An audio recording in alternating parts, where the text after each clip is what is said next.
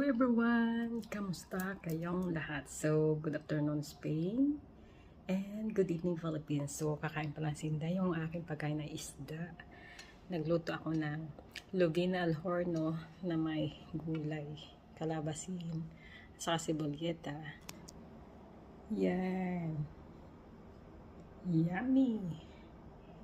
Kakahango lang galing sa horno at saka ayan, arroz al cori. Kain tayo mga langga. Kain tayo. Yan. Is there. Yan. Healthy food. Kasi hindi siya mamantika. Yan. Kain tayo. So, ayan.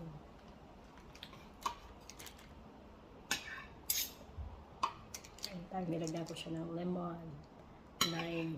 Para hindi siya malamsa.